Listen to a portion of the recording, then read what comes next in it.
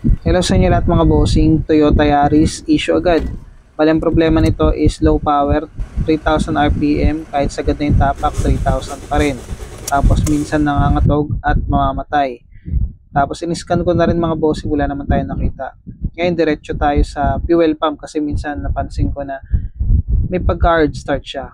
Ngayon i-recta ko, then naharangan yung butas sa pressure line para malaman natin kung mapipigilan ba.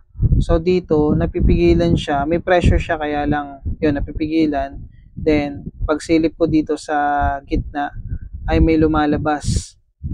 Ayan, possible yung o-ring niya ang problema niyan. Then kapag halimbawa malakas naman yung pressure niya, then pinigilan nyo, may magre-release pa rin yan kasi meron siyang pressure regulator. Bali ayan, nakita naman natin kapag pinigilan may lumalabas sa gitna, posible na o-ring yung problema. Tara, kalasin natin mga boss para malaman natin kung o-ring ba talaga. Ayan, ito na yung resulta mga boss. Pagsilip natin dito, sira yung kanyang o-ring. Kita nyo naman yung kanyang fuel pump is bago talaga, pero hindi pinalitan ng o-ring. Ayan, durog yung o-ring. Hindi ko alam kung bakit, hindi ko alam kung paano, pero yan, nakita natin durog yung kanyang o-ring.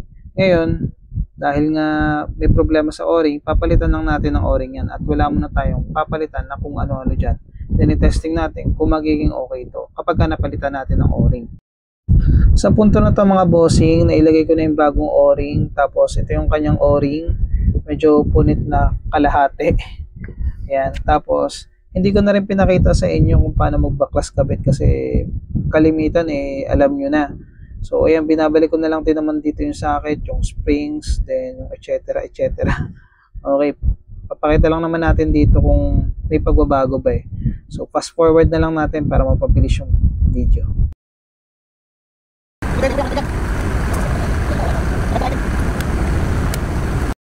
So ayan mga bossing, testing na natin bago natin isalpak para malaman natin kasi minsan pagka nagka-problema yan, di natin tinesting, yari baklas ulit tayo no?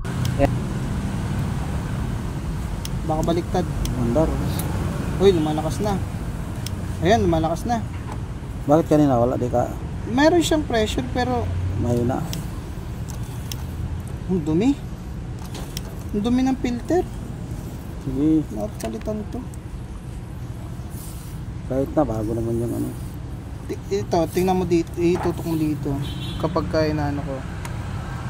Wala na. Hindi yung andar? Hindi. Ang una kasi, Andar na yan. Bagong filter yata. ayun, lakas. Ayun mga idol, no? Ito na yung pagkatapos na gawin yung fuel pump. Yung una kasi hard starting, minsan okay. Pinapaandar mo, pagka uminit na, ayun, minsan naglo-low power. Nasa 2000 RPM lang yun. Tapos, hirap na siya, tapos mamamatay. Ganyan yung problema kapag nagkakaroon tayo ng issue sa fuel o ignition, pwede rin sa hangin.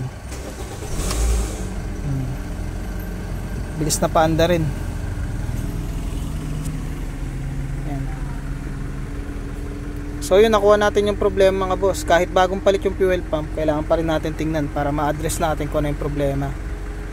Then, ayun, pinalitan ko na rin siya ng spark plugs. Then, chinek ko na yung mga coils, mga mass airflow, chinek ko na rin, oxygen sensor, chinek na rin yan. And wala naman naging problema. Okay, chinek natin lahat yan para ma-address natin kung ano talaga yung problema dito. Okay, ayan, goods na. Ulitin natin. Yan. Masayad pa.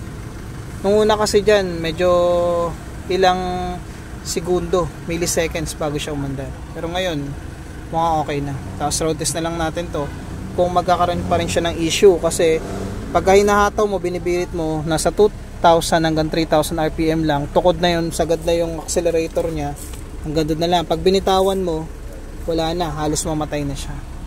Pero ngayon, yan, testing natin kung magiging okay na to.